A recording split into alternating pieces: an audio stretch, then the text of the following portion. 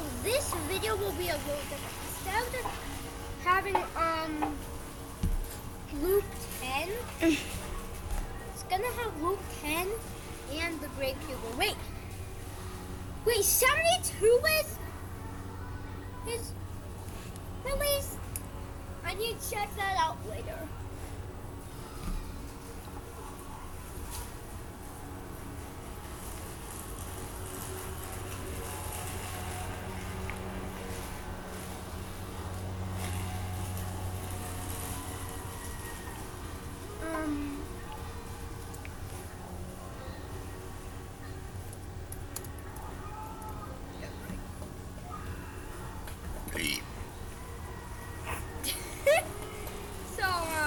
It's this guy.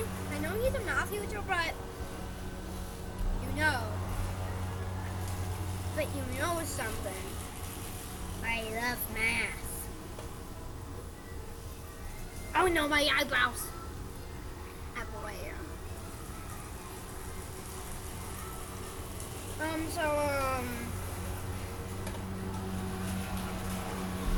I'm gonna put up his newest video. 3D!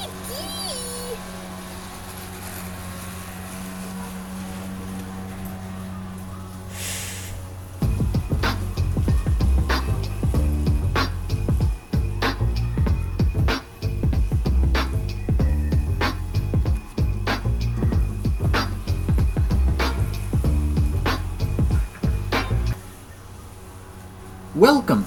If you saw my last video, back.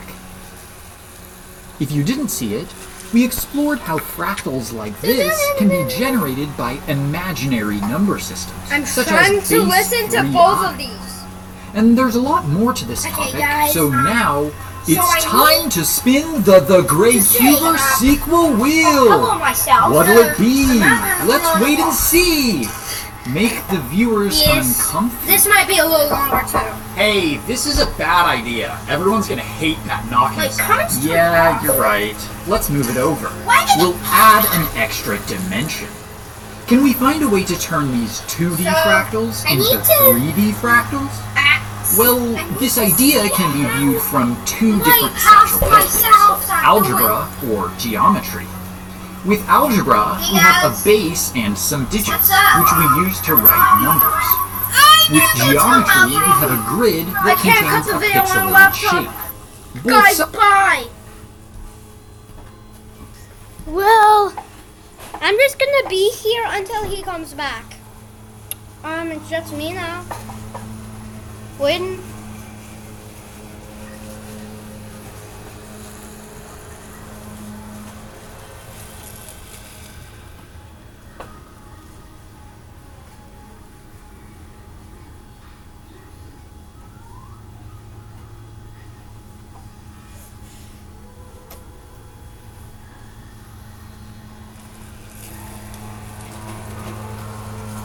Hello? Are you here yet?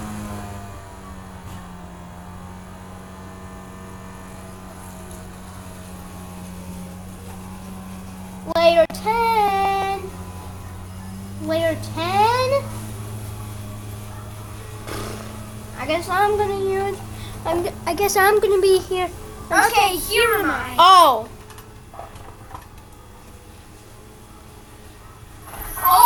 The sides are currently at level 3. I'll show you how we can upgrade them. For geometry, this shape has a transformation rule and a replication rule. So to upgrade, we just apply each rule. And then in algebra, we have 3-digit numbers, and we can upgrade them by multiplying by the base, then adding a digit to get 4-digit numbers. So now both systems are at level 2, and if we apply those rules again, then they upgrade to level 5. Now remember, each side is just a different central perspective of the same system. They're linked by the imaginary numbers. Multiplying an imaginary base will apply the transformation rule, and adding imaginary digits will apply the replication. What's with the stack? Hey, Gorilla! Right, we want to add an extra dimension. Last time we used two-dimensional numbers. Each value had a real part and an imaginary part. So now maybe we can add a whimsical part. Although, disfortunately, that would break these links. 3D algebra can't model 3D geometry. Well, this link still works. If you have some 2D numbers, their locations make a 2D shape. The replication rule turns every single square into that shape. And we can just do the same thing in 3D. But what about the other link? On the algebra side, we multiply by the base. 0 times the base should be 0, and 1 times the base should be the base. Geometrically, we want a transformation that will fix 0 and move 1 to the base. To do this, we can rotate the grid until they line up, I'm waiting for my and then stuff to stretch the leave. grid until they match. Now, let's try this in 3D. We can rotate until they line up, and then stretch until they match. Did you notice the problem? Yeah, me neither. It seems like that works. So let's apply it. We'll pick a base and some digits, then start with a shape at level 1. We can apply the transformation and apply the replication to get to level 2. Then apply them again for level 3. As we continue, a fractal emerges. Let's start over with I'm gonna keep that video on. the different base and digits. As you can see, this process can make cool shapes. But it only uses geometry. When we try to link to algebra, we run into 3 problems. First, my logo will interrupt this explanation. Second, the transformation is not unique. Remember, we want 0 to stay fixed and 1 to go to the base. If we pick a base, then we can rotate and stretch to meet these requirements, but then we can apply an extra rotation around 0 and the base. This still meets the requirements. So to be specific, we need to pick a base and an angle for this extra rotation. Then throw in some digits, and this uniquely defines a fractal. And now watch as we change that extra angle. We get this cool morphing effect. It's really fun to watch, but it introduces our third problem. The cubes are going inside of each other. Maybe we'd want to find fractals where they line up nicely without touching. And this is really easy if we switch from geometry to algebra. The imaginary I is defined as squaring to -1. This is an that's short for integer. And it means that imaginary algebra preserves all of the form a grid. If you pick 2, then their sum will be and their product will be . And so if you use an base and digits, then their fractal is looks like it's time for a hydration break. Everybody have some water. Okay!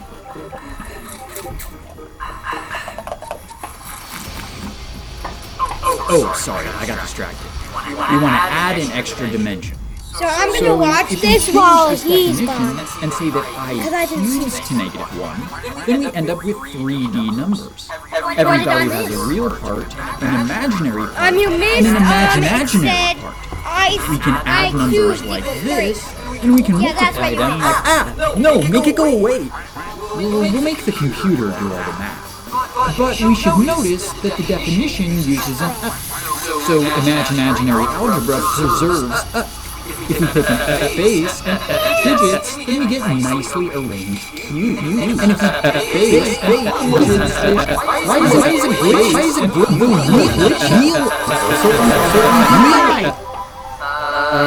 I guess we'll change the rules of the system.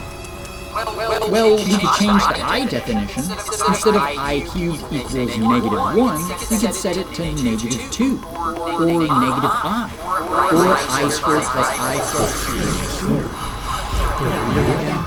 Wait, make the rules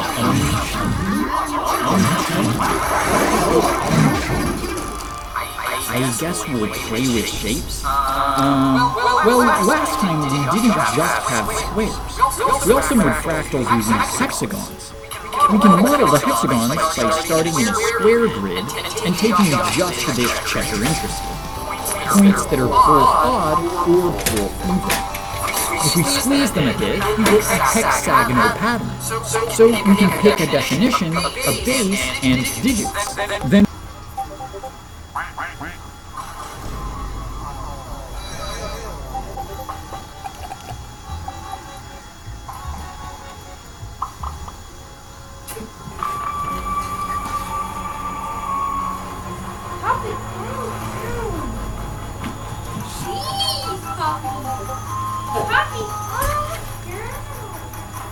Then we get a hexagonal fractal.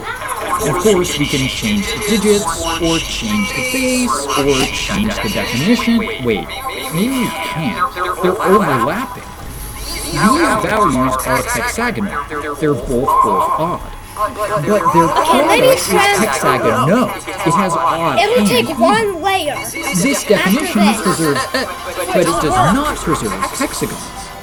So how do we Let me preserve go the upward best? into the dimension. Well, 1 plus I has both odds, so it's hexagonal, and so its square should also be hexagonal. That's 1 plus 2i plus I squared. Notice that this is odd and this is even, but they need to match, so the I squared should flip one of them. We must define it as either odd plus even I, or even plus odd I. These definitions preserve hexagons. And we can take this idea to 3D. If you make a 3D checker interested, then the space is filled by these shapes. This is a rhombic dodecahedron, or ambido for short. These ambido are defined as having an even amount of odd values. So maybe they have 2 odd values, like 1 plus 3i. Or 6i squared plus scooter I minus I. Or instead, they could have 0 odd values. We can use ambido to make some cooler patterns, but they can have the overlapping problem. Here we're setting I cubed equal to 1 minus I. That's 2 odd values. Remember, the ambido have an even amount of odds, such as this, but substituting I cubed turns the even odd into odd odd. To preserve even odds, this odd odd should remain odd odd, such as odd even odd even one odd, or odd odd. Oh, and by the way, ambido has a friend, the truncated octahedron, which we'll call Aaron. Aaron fills the space where values are all odd or all even, and this means that the variety of Aaron fractals is limited, and we need to be more careful about overlap. In order to preserve Aaron, I cubed must be even odd or odd even. And check this out. These definitions preserve ambido. Odd even works for both of them, and it also preserves the cubes, so this is like a universal definition. For example, we could say I cubed is -1 plus 0i plus 0i squared. It's just the basic 3DI. And I think that really goes to show how funny life can be sometimes.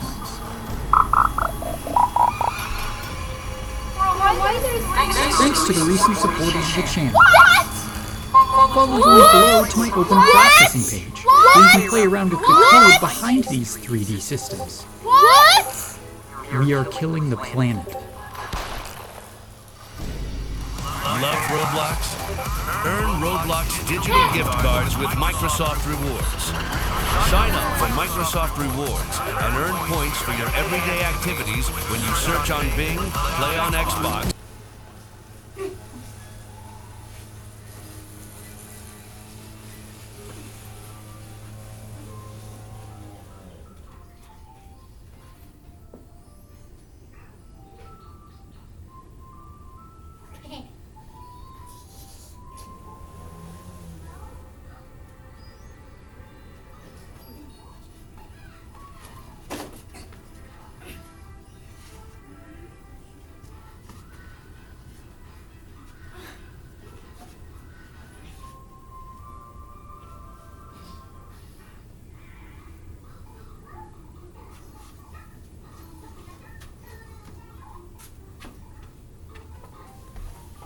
Hello?